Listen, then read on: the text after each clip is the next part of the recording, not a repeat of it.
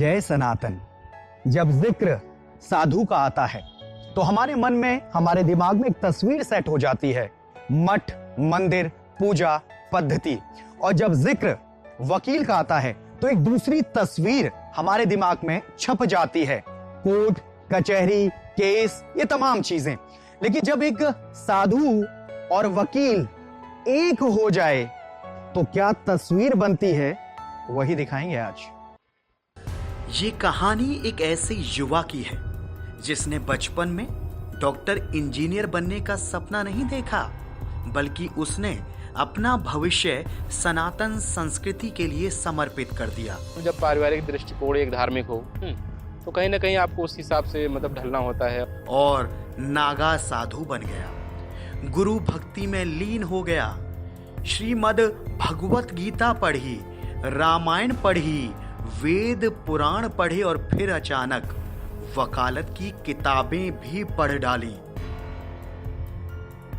और नागा साधु से सीधे सुप्रीम कोर्ट का वकील बन गया। कन्वेश शुक्ला जी, बहुत नमस्ते। राम राम हमारी। नमस्ते नमस्ते। कैसे हाल है? एकदम बढ़िया जी। शुक्ला जी, एक नागा साधु से सुप्रीम कोर्ट के वकील तक का सफर कैसे? देखिए, ऐसा है कि जब भी जो भी भगवान डिसाइड करते हैं उसको हम लोग कभी चेंज नहीं कर सकते हैं। तो जिस प्रकार से भगवान ने चाहा कि मुझे मंदिर में पहले पुजारी बनाया, फिर एक पुजारी के बाद एक सिचुएशन ऐसा आया कि राम जन्मभूमि का केस है, उसके बाद मुझे इस रास्ते पे आना पड़ा। तो कहीं ना कहीं ऊपर वाले का बहुत बड़ा एक आशीर्वाद समझिए या कुछ उनका मर्जी समझिए, उस वजह से मुझे बनना पड़ा। आप यहाँ तक पहुँचे, इस सफर को तय करने में कुछ ऐसे रोचक तथ्य जिसके बारे में आप जिक्र करना चाहें? मतलब जब मैं छोटा था तो हमेशा मेरी दादी हमेशा आया करती थी अयोध्या में, और वहाँ पे आप समझिए कि हर साल उनसे पूछता था कि क्या आप जहाँ पे जाती हैं तो वहाँ पे राम मंदिर बना या नहीं बना। तो कुछ पॉलिटिक्स की वजह से वो बोलती थी, हर साल वो आती थी कार्तिक पूर्णिमा के दिन और पूरे महीने वहाँ रहती थी। लेकिन जब घर वापस आती थी तो मैं उनसे पूछता था कि बना या नहीं बना, मंदिर का हमेशा डिस्कशन चलता रहता था। तो वो बना नहीं, तो उसके बाद और वो काफ़ी दिनों तक मेरे मन में ये था कि हाँ ऐसा बनना चाहिए, मंदिर को निर्माण होना चाहिए। तो शुरू से ही मेरे मन में था कि हाँ मंदिर का निर्माण होने के लिए कुछ करना चाहिए ज़मीनी स्तर पे। तो मेरे दादी जी के मतलब सपने को पूरा भी किया और गुरु जी के भी सपनों को पूरा किया। तो आपके मन में ये सवाल क्यों कौनता था? दादी से क्यों पूछा करते थे राम मंदिर बना नहीं बना? क्या उसके पीछे आपके मन में कुछ विचार आते थे? जब पारिवारिक दृष्टिकोण एक धार्मिक हो तो कहीं ना कहीं आपको उस हिसाब से ढलना होता है। और एक जब कहीं चर्चा होती है ऐसी तो ऑटोमेटिकली मन में, जहन में सवाल आते रहते बार बार, तो इसलिए मेरे मन में हमेशा वो सवाल आते थे। तो कब आप अयोध्या के हनुमानगढ़ी पहुंचे, कब आप वहां पे नागा साधु बने, ये जो पूरा पड़ाव था वो कैसे शुरू हुआ, आगाज कैसे हुआ इसका? मम्मी ने मान रखा था कि एक बच्चे को हमें धर्म के लिए, कार्य के लिए देना है, तो हनुमानगढ़ी मंदिर में या मतलब किसी मंदिर को डोनेट करना है धर्म कार्य के लिए। तो उन्होंने मुझे मंदिर में सेवा कार्य के लिए दिया था। और वहाँ पे गुरुजी हमारे श्री महंत राम सेवकदास जी महाराज और दादा गुरु धर्मदास जी महाराज, तो वहाँ पे रहा करीब 7 सालों तक। वहाँ पे पूजा पाठ करता रहा, सुबह से प्रसाद चढ़ाना, तो बहुत सारे काम होते थे वहाँ पे, पूजा करना और फिर रात को देर रात को सोना और फिर अखाड़े जाना जी, और फिर एक होता था रामचरितमानस का भी अध्ययन करना। तो ये सब सारी चीज़ें वहाँ पे सीखनी थी। तो ये समझिए कि उसी में एक परंपरा होती है नागा साधु बनना। तो सागरिया पट्टी है हमारे यहाँ हनुमानगढ़ी में, तो सागरिया पट्टी का नागा साधु बना। शुक्ला जी, ये खुद की मन की मंशा थी ये सब कुछ जो आपके साथ में घटित हुआ, या फिर एक्सीडेंटल था जो कि परिवार ने यहाँ पर आपको सुपुर्द कर दिया और अब धर्म कर्म में आप लीन हो गए? आप जो भी करते हो ये भगवान की तरफ से डिसाइड है। बिल्कुल। तो आप अपने मन से कुछ नहीं कर रहे हो इस दुनिया में। ये सबसे अच्छी बात है कि हम लोग आज साथ में हैं, बहुत अच्छा लग रहा है। हर चीज को भगवान अपने तरफ से मैनेज करते हैं, कब कहाँ पे क्या होना चाहिए, कब क्या नहीं होना चाहिए, तो ऊपर से सब डिसाइड होता है। ये थोड़ा सा मैं समझना चाहूंगा, एक संत समाज से निकला हुआ नौजवान, उस औरे से निकल के एक नौजवान सुप्रीम कोर्ट के दरबार में आता है, सुप्रीम कोर्ट की दहलीज पे आता है। तो यहाँ पे आकर के ज्यादा अच्छे से काम कर पाना ये भी अपने आप में एक अच्छी बात है। हमारे मंदिर में आप मान के चलिए कि करीब ऐसे तो 400, 500, 600 साधु हैं। ड्यूटी बटा हुआ है सबका कि कोई पूजा मतलब कोई खाना बना रहा है, कोई पूजा कर रहा है, कोई अलग अलग कार्य कर रहे हैं। तो तमाम सारे वहाँ पे काम हो रहे हैं। जो दायित्व दिया गया है वो अपना निर्वहन कर रहे हैं। और भी चीज़ें, बहुत सारी चीज़ें, जानकारी होना। हमारे मंदिर के बहुत सारे ऐसे साधु हैं कि जिनकी ज़मीनें लोग हड़प लेते हैं और फिर वो अपनी लड़ाई नहीं लड़ पाते हैं। एक साधु बैकग्राउंड से होने की वजह से हमारे खुद एक इच्छा थी और बहुत सारी ऐसी स्थितियां थी, तो इस वजह से मुझे वकील बनना पड़ा। और इसके कारण रहे हैं कि अपना कोई होता है तो ज़्यादा अच्छे तरीके से कर सकता है। जिस तरीके से जब सुप्रीम कोर्ट में मेन केस शुरू हुआ था तो आया तो यहाँ पे अच्छे तरीके से जल्दी हो गया। आप हिंदू समाज के युवाओं की, नौजवानों की बड़ी मदद करते हैं, बहुत सपोर्ट करते हैं और व्यापार में उन्हें सहयोग करते हैं। ये सब कैसे कर पाते हैं? आप खुद नौजवान हैं भाई।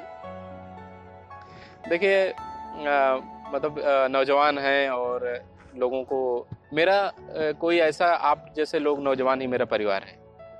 कोई बाहर से मेरा कोई खुद का फैमिली नहीं है कि मतलब हम अपने परिवार, जब एक कोई व्यक्ति नागा साधु या सन्यासी बनता है तो उसका फिर घर से कोई बहुत कम रिश्ता होता है। तो अब मेरा परिवार ही आप लोग हो, जितना भी हिंदू समाज के लोग हैं वही मेरा परिवार है। तो उन लोगों के लिए मेरे लिए कुछ कर पाना मेरे लिए सौभाग्य की बात है। तो आपको मालूम है कि यहाँ की भी फीस अच्छी होती है, अच्छे पैसे मिलते हैं। वो पैसे मैं क्या करूँगा, किसी को दे दो, कोई अपना भला हो जाए किसी का, और उसको मैं चेक करके देता हूँ कि कौन उसके लिए लायक है, किसको देना है, क्या करना है, पूरा एस्टिमेट बनता है।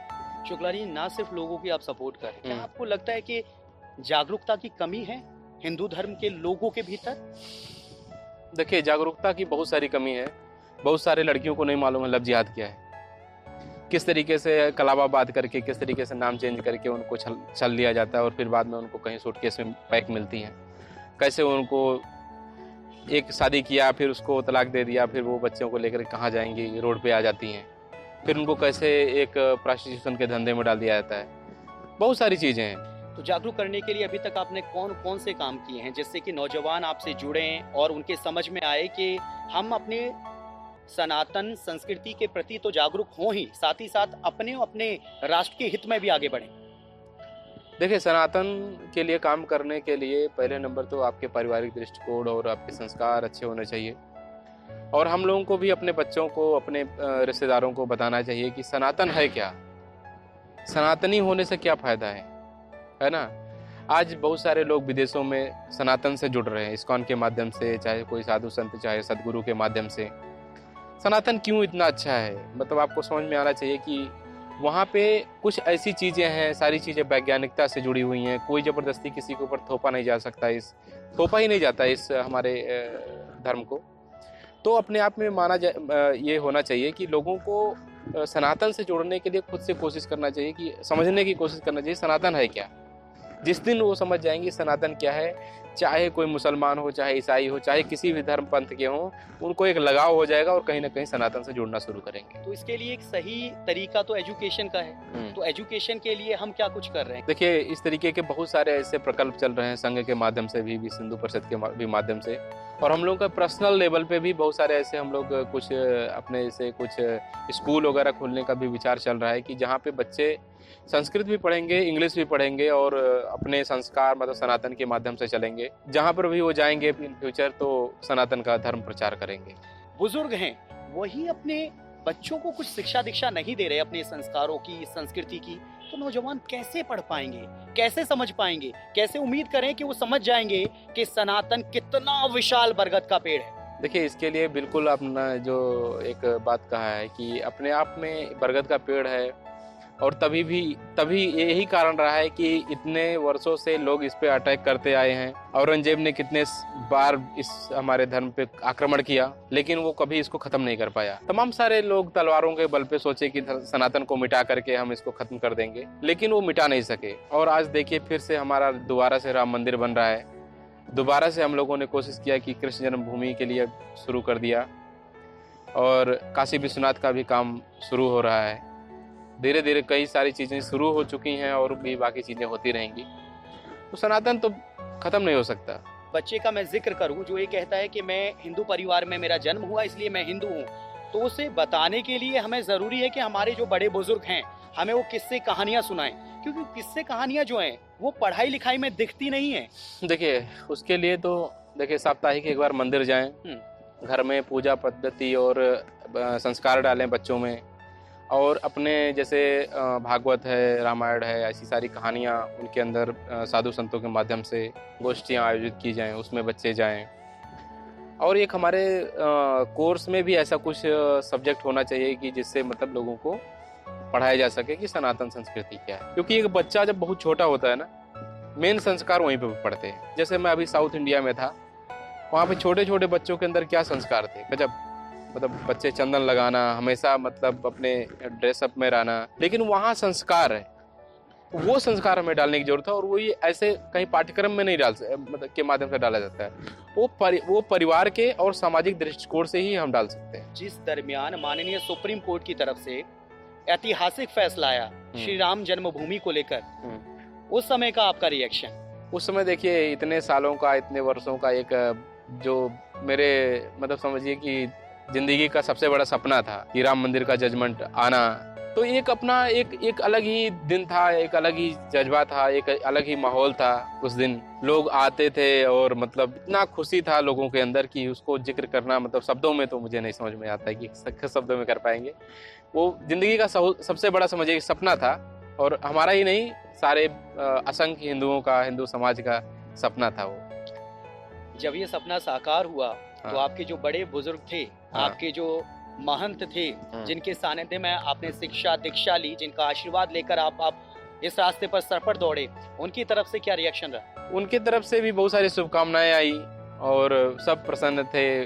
और आपको पता ही है कि सारे मतलब बहुत बड़ा जश्न नहीं मनाने का एक था कि आप जश्न नहीं मनाएंगे, कुछ लोगों को था कि कोई शोक नहीं मनाएगा।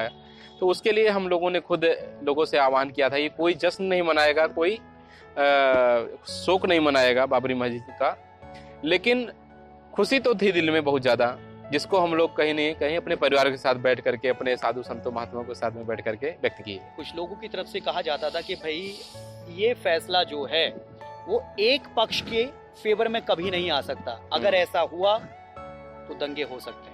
अलग अलग पार्टियों का अलग अलग एजेंडा होता है। कुछ लोगों का पार्टियों का है कि देश में कुछ ऐसी चीजें जो कंट्रोवर्सी है उसको खत्म करके अच्छा करके सब कुछ मतलब कर दिया जाए, तो उससे क्या होगा कि फिर प्रॉब्लम नहीं होगा। तो ऐसे हमारे जो अभी वर्तमान मोदी जी की जो सरकार चल रही है, सबसे अच्छा चल रहा है मान के चलिए कि ऐसी रणनीति रही है मोदी जी की कि कहीं ना कहीं की कोई दंगे नहीं हो रहे हैं। कहीं पे आप देखते थे कि कांग्रेस के टाइम में कितने ब्लास्ट होते थे, कितने हर जगह पे जहाँ पे देखो घोटाले पे घोटाले, कि लोग कहते थे कि 3 तलाक का अगर ऑर्डर पास हो जाएगा तो सब दंगा हो जाएगा, काट मार हो जाएगा, 370 हट जाएगा तो हम खून की नदियां बहा देंगे। ये सब केवल चिल्लाने वाली बातें हैं।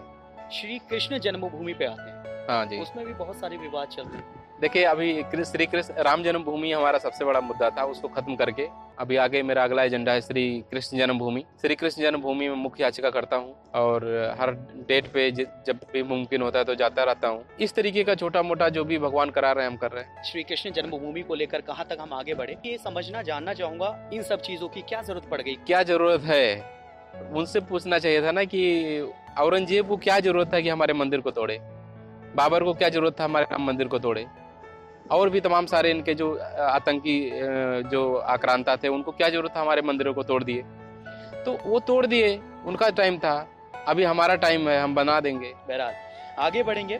काशी विश्वनाथ, हाँ, उसे आजाद कराना है, कुछ ऐसी बातें होती हैं। देखिए काशी विश्वनाथ के लिए भी हमारा टीम काम कर रहा है और सेम मथुरा का वही टीम है। धीरे धीरे सब लोग उसमें जुड़ते जाएंगे और उसमें अभी ऑर्डर भी पास हुआ था कि उसको पूरा वो खुदाई करके उसमें से जांच हो उसका कि क्या है। वही सेम दीवारें हैं मंदिरों को, उसके ऊपर से मस्जिद बना दिया गया है। तो कहीं ना कहीं समय आएगा, थोड़ा समय और इंतजार कीजिए, वो भी बन जाएगा। इतना लंबा समय तो नहीं लगेगा जितना नहीं, राम जन्मभूमि में, कृष्ण जन्मभूमि में और काशी विश्वनाथ में ज्यादा समय नहीं लगने वाला है। क्या उम्मीद करते हैं हम कितने सालों बाद देख लेंगे ये सब कुछ? वो मैं टाइम नहीं बता सकता हूँ, लेकिन ये कि भगवान भरोसे नहीं, भगवान भरोसे नहीं न्याय है। मिलेगा, न्याय मिलेगा और भगवान सबके साथ न्याय करता है। जो अन्याय हुआ था 500 साल पहले, उस अन्याय का न्याय मिलेगा। आगे बढ़े। आप मानवतावादी संगठन चलाते हैं। हाँ जी, मिशन ह्यूमैनिटी। अब इंसानियत तो सभी के अंदर होती है और होनी चाहिए जिनके अंदर नहीं है। कैसे शुरुआत हुई इसकी? इस संगठन का शुरुआत मान के चलिए कि 2011 के समय से, जब मैं अयोध्या में रहता था। तो देखिए, एक ही नाम चीज़ ऐसा है कि जिसके माध्यम से सभी धर्मों को, सभी सारे विश्व को जोड़ा जा सकता है, मानवता, ह्यूमैनिटी। ह्यूमैनिटी पूरे विश्व में फैलाने का काम पूरे मतलब आज के डेट में मान के चलिए कि मतलब यूएस में, कनाडा में, यूके में, नाइजीरिया में, मतलब बहुत सारे देशों में अपने लोग हैं।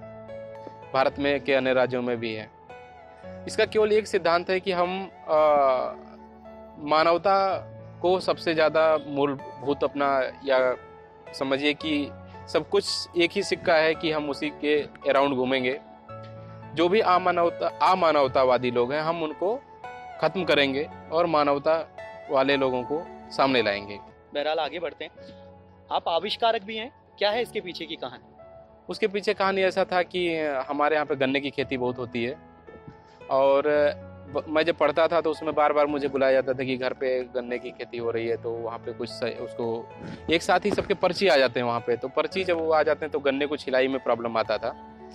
तो उस समय हमें थोड़ा सा प्रॉब्लम होता था कि कैसे, और एक सभी की परेशानियों को दूर करने के लिए हमें स्टेप लेना था, तो इसलिए उस मशीन का आविष्कार किया। उस मशीन का कैसे फायदा किसानों को पहुंच पाता है? क्या होता है उस मशीन? एक साथ में जैसे मतलब जो काम आप 5-6 दिन 10 दिन लगते हैं, उसमें करीब 3-4 घंटे में हो जाएंगे।